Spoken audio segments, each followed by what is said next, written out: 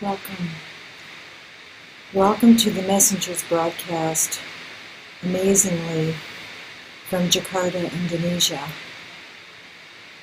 Welcome. Let's take a moment together in stillness so that we, from all over the world, may connect with each other. So let's take a moment and do that now.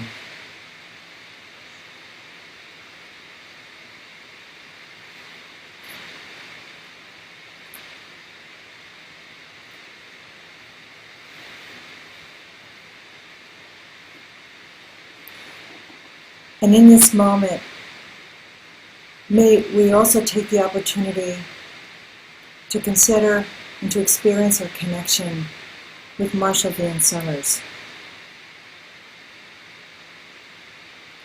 who was prepared, selected and prepared before this time, sent here to receive and to offer a new message from God to the world, for the world. My name is Patricia Summers, and I have been Marshall's wife and companion for almost 30 years. And there is something I want to say, and I want to say to all of you. I want to speak briefly to something that I have been witnessing, experiencing, and considering for some time. And what I'm talking about is devotion and commitment. And when I say this, I think of many things. And I think of the devotion and commitment of the angelic community who selected and prepared Marshall and who sent him here. And they are devotion and commitment. They are. And we have the opportunity to experience this devotion and commitment every single time we engage with the new message and its messenger. When I think of devotion and commitment, I think of Marshall, and I see Marshall. I have seen him, and I continue to see him. I see him devoted and committed. And I'm talking about the hours and the days and the weeks and the months and the years it has taken him to receive this new message, revelation, the hours, the days, the weeks, the months, and the years. His devotion and commitment to his learning group who sent him here is so evident to me now that I know what I have been looking at. His devotion and commitment to this revelation, to his message. And I know that there are others who can attest to the great care that he has taken to prepare this message so that you may receive it.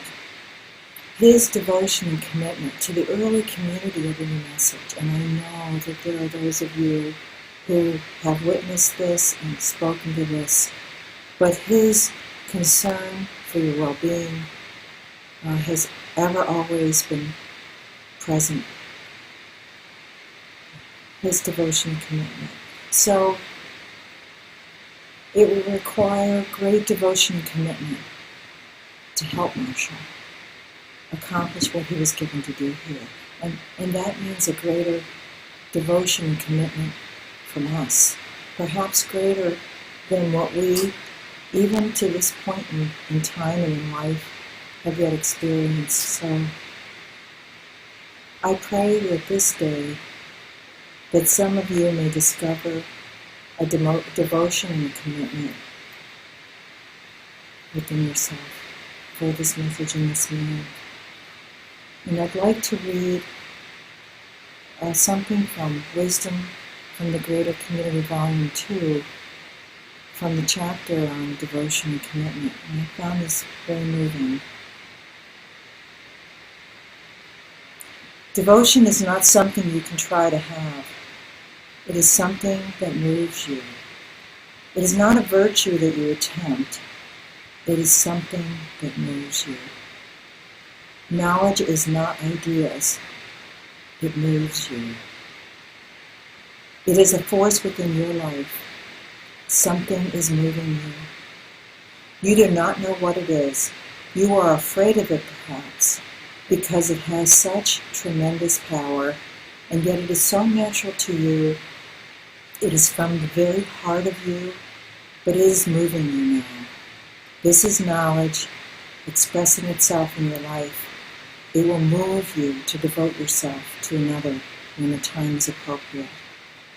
I thought of this the other night when Reed and Marshall and I were sharing a meal after the long trip to get here to Jakarta, and I just became kind of overwhelmed with emotion. And I don't know why this began to surface for me in that moment, but it did.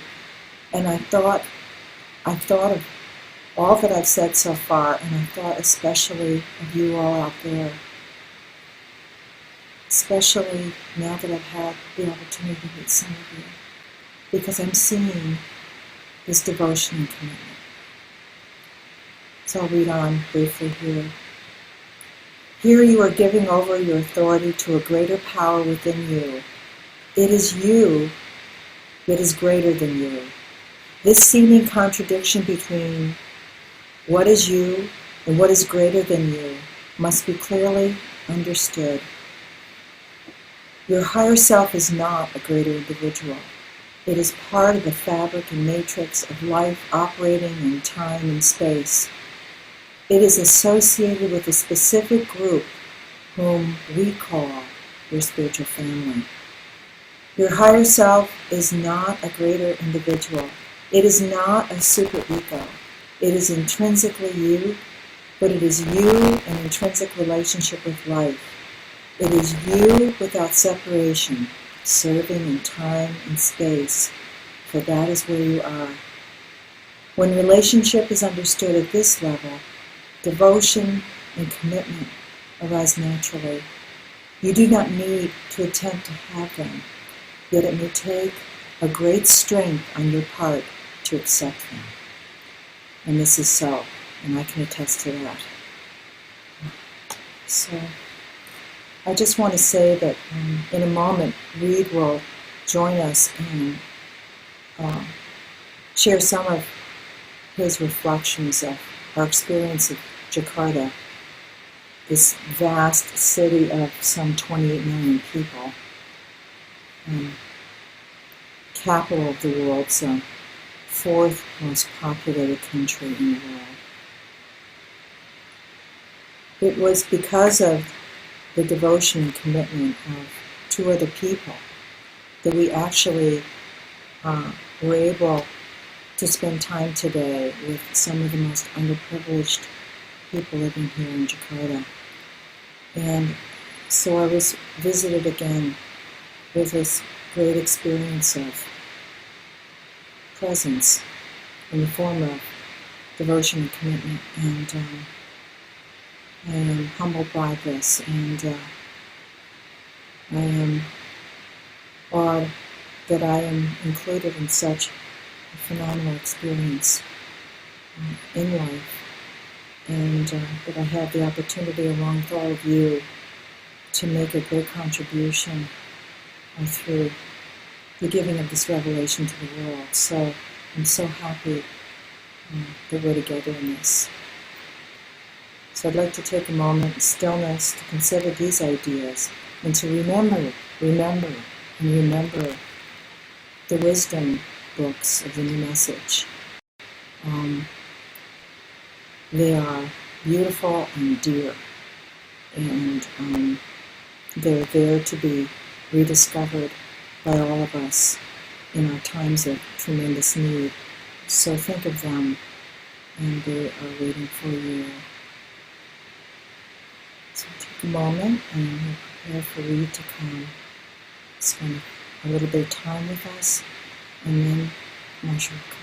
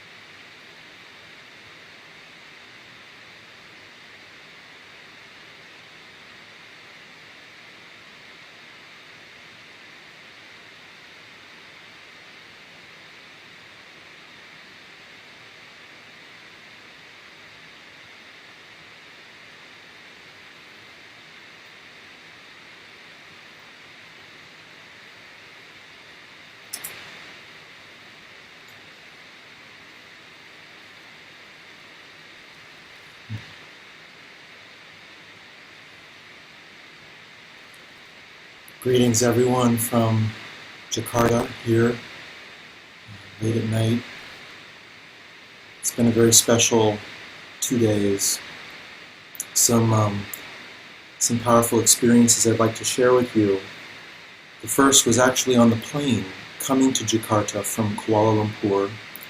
Sitting next to me was a man, businessman, who was spreading a Christian message in Southeast Asia. And I listened to him for a time and asked him about his work and what he'd seen. And then he started asking me questions, and I told him that I was in this part of the world because of something called the New Message from God.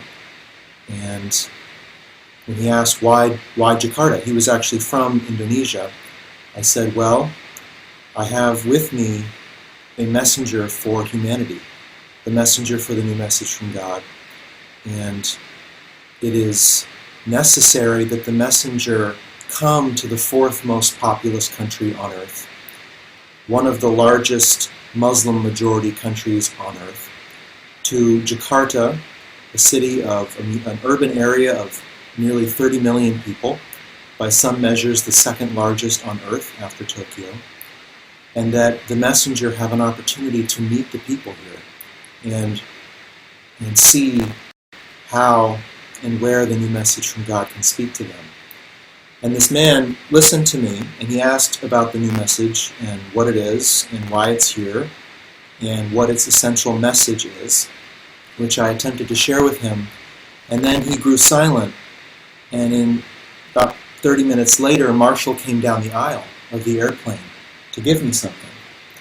And this man immediately stood up in his seat and used his hands on the armrest to raise himself, to watch Marshall. And he actually had 17 other people on board the craft with him, and he started to tell them. He leaned across the aisle to his friend, and I do not speak Indonesian, but I heard the words in the message from God uttered multiple times in between within the Indonesian language. And that word spread to other seats. And as Marshall was simply getting out of his chair to get something from his bag, my part of the plane was watching this man, this messenger for humanity, on his journey to Jakarta. So we spoke more, and he wanted to know more, and he was clearly impacted by us and by what we say we bring to the city. And he was eager to go and learn more about it afterwards, and he may indeed be watching at this very minute. And if so, hello again.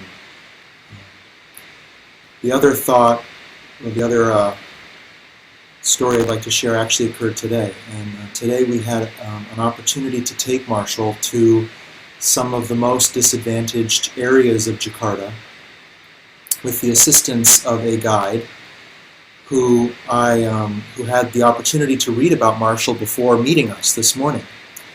And he went online and read about this man named Vian Summers.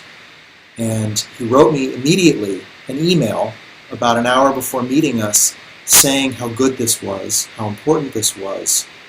And he actually wanted to come earlier to talk to us because he wanted to get as much time with us as possible. And later, on our drive through the city together, he said how important it was to have someone famous visit these places with him. And I'm not sure what this very sweet man, how he experienced Marshall today and Marshall's role, but it was a very historic and important day, I can assure you.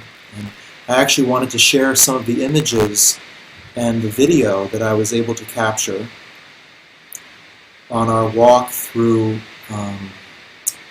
very impoverished districts, right next to large malls, crammed against shipping canals with water that never moves, water that's never drained, trash that's never removed. And after visiting that area, near the old city of Batavia in central Jakarta. We visited the neighborhoods that line the train tracks that depart the main central station in Jakarta. And the train tracks are lined with people, overflowing with people who live basically right on the rock slope that builds up the track itself. And that is where they live, they sleep, they eat, they do their business. And it's certainly one of the most hard-hit areas I've ever seen on Earth. And during this time, we had the opportunity to meet a number of people, and I had a special experience where I turned around. Marshall was there with us, and I was talking to some small children, and I turned around, and all of a sudden Marshall had a guitar in his hands, because there was a group of young men who had brought a guitar, and I suggested that he sing Ale. And he tuned the guitar, and he began to sing Ale with an audience of maybe 15 or 20 people gathered around him. 2 rows, little kids in the front, and the young men behind them. And he sang Ale on the train tracks of Jakarta, in the most impoverished part of the city, perhaps. And that to me signifies the impact, the true impact of what this man is bringing here. And as Patricia spoke earlier about devotion and commitment, this moment I experienced today demonstrated Marshall's devotion and commitment to people's well-being and their welfare and their future and destiny. Which, if you step back and witness what you may know of Marshall's life, his whole life is an even greater demonstration of that. The revelation that he's received, the time he has invested, the sacrifices that he has made to receive it have been monumental, and I feel will touch many, many people. And I had the opportunity to make a number of donations today in the name of the worldwide community of the New Message to families living in these districts who have many children, perhaps a husband out of work, and who are struggling to make ends meet. And the worldwide community has provided the funds which I can now give in your name, and did give in your name today, as we journeyed through these neighborhoods in Jakarta.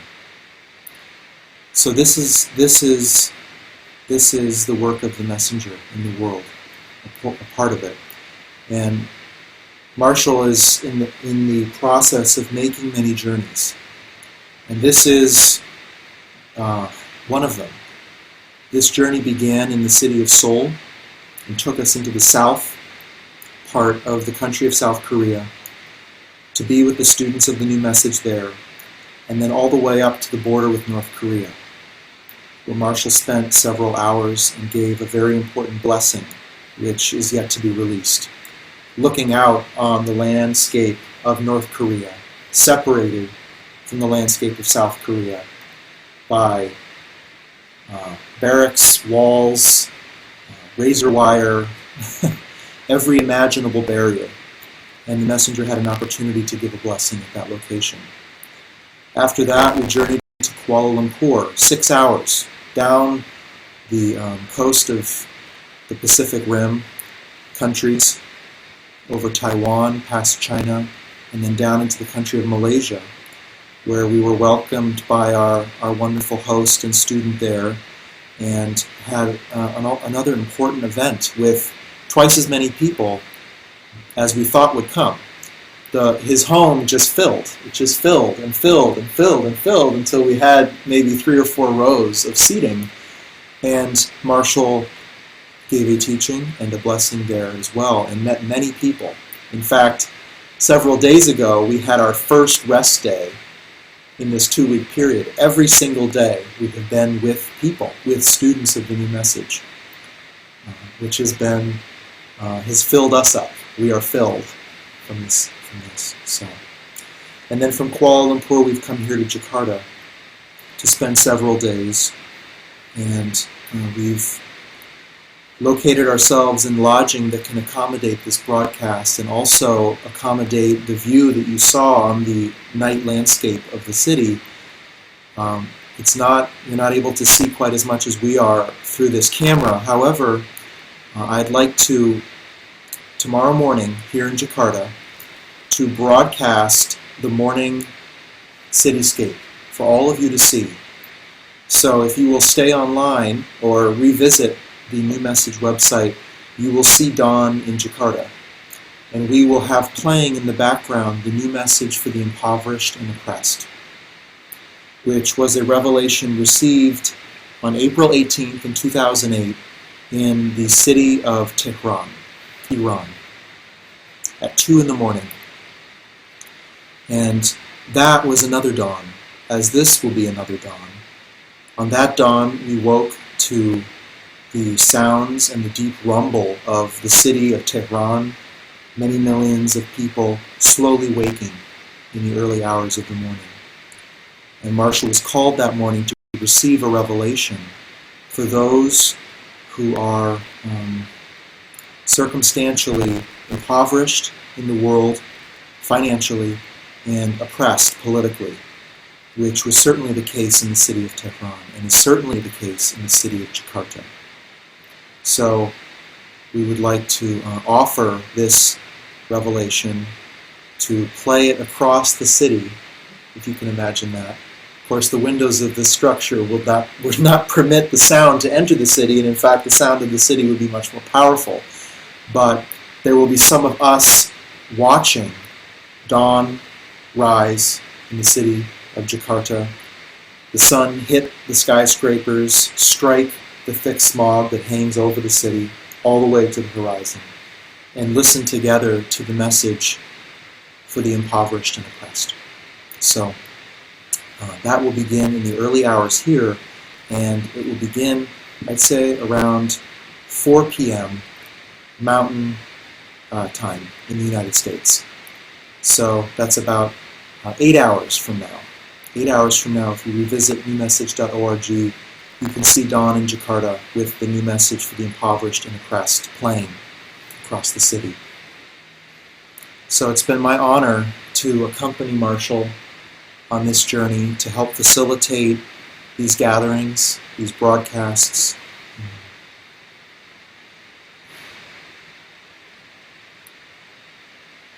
The new message is moving in the world. The messenger is moving amongst the people. Not only those of a certain city or region or country, but he's moving amongst many more people. The people who are the destined recipients of the new message from God. He is moving amongst those people, and he is having his impact, and he is sharing the revelation where he can. So let's take a moment of stillness to prepare ourselves to be with the messenger.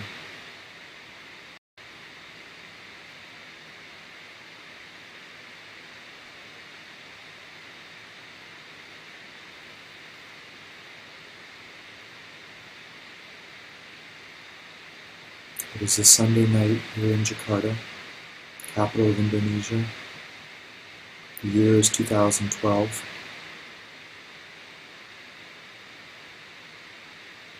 There is a man in the world in possession of a new message from God. The message has been given.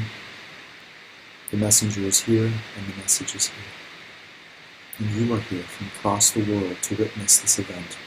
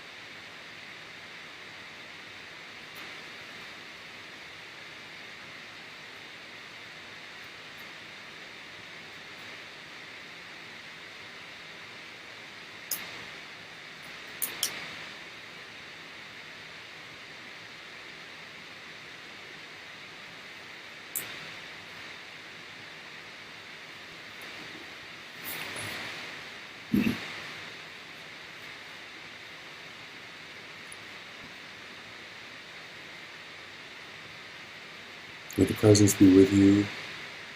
We can feel this together. I've been feeling the presence a lot lately because I think of the presence a lot. I feel the presence is around me and within me, and I think of it a lot. Because this presence goes with me as I carry its message into the world. And I think about that a lot. I thought about it today, being with some very poor people and learning about their situation. And I think about it when I watch everyone, that the presence is there, watching with me. And I give thanks that devotion and commitment has been given to me, that it has been shown to me, and that I've had the opportunity to discover it for myself. Because devotion and commitment is the most powerful expression of knowledge and love that there is. That devotion and commitment is natural, comes from the well of one's being. It is the most powerful demonstration of love and knowledge. And so I want you to experience this love and knowledge. I want you to feel it. I want you to have it. I want others to have it. As I see the forlorn faces on the street, as I see the overworked and oppressed all around me, be they rich or poor, as I see the emptiness in people's eyes and faces, I want them to have this richness. I want to see it in the eyes of the poorest children. And I want to see it in the faces of those who have every advantage.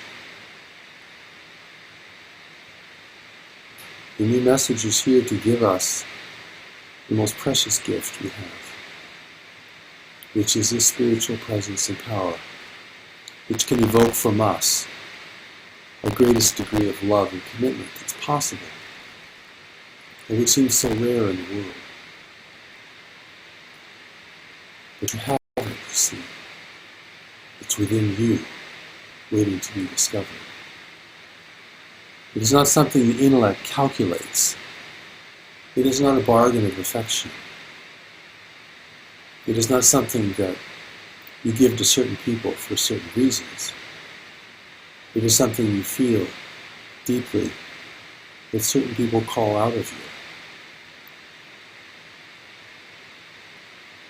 I am graced to have this experience because those who have given me the revelation have demonstrated this to me.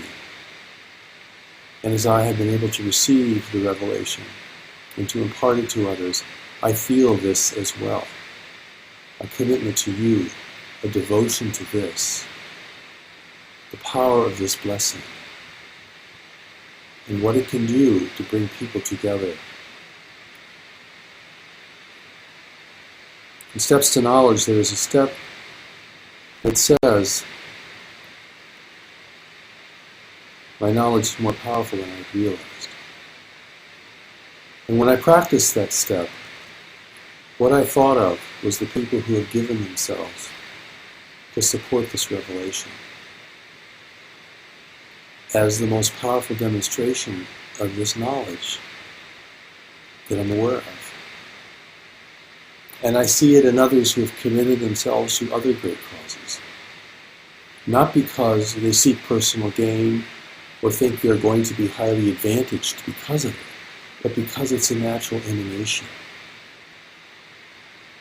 It is something that springs forth from them and that they impart to others. And I thought of those who have given themselves to the revelation because it is natural for them to do so. It is a gift of immense grace and power.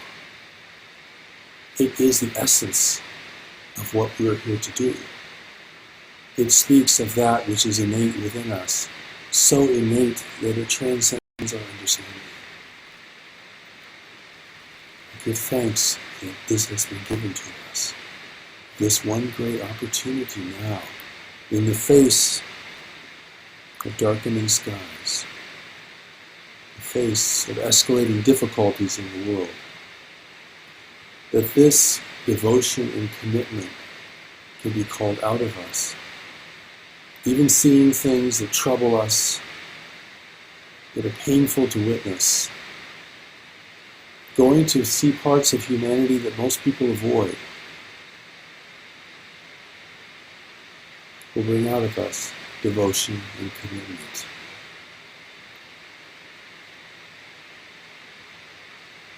It's often found in the most troubling scenes, the most heart-wrenching circumstances. However it may be found, it is the most important thing in the end, because it is from this that you and others will make your greater contribution to the world. And it will be made where it is needed and how it is needed, beyond our understanding. It's if a greater force is working itself through us, that we're being played like the strings on an instrument, and we are the instruments, but something greater is evoking a deeper music from us. I look at my wife and my son as an expression of this devotion and commitment. And I marvel at it. So precious it is, so rare, so real, so authentic. And I feel very richly blessed by that. And I want you to have this. And I want the people of the world to have this. Everywhere I go, I see the need for this. I see the emptiness. I see the calling. I see the plight. People are unrecognized. They're unknown to others. They're isolated. They're forlorn. No one has touched them, truly. They're not cared for. They're not loved deeply. Rich or poor, in any country, it is the same. Some places it seems more dire than others, but it is the same. I know the revelation is here to call this forth from people, and it will do this the most powerfully in the people who are called to serve it initially and to be its first students. They will be the ones that can share this immeasurable gift with others. And the blessing that is our life now, in this world, at this time. May this presence be with you and with me and with us, as we resonate with the greater power within us and the greater power that has sent us here, now, to face these circumstances. Let us give up our anger with the world, our criticism, our condemnation, to see that this is the blessing given to us, that which will call out of us the devotion and commitment that we're here to give.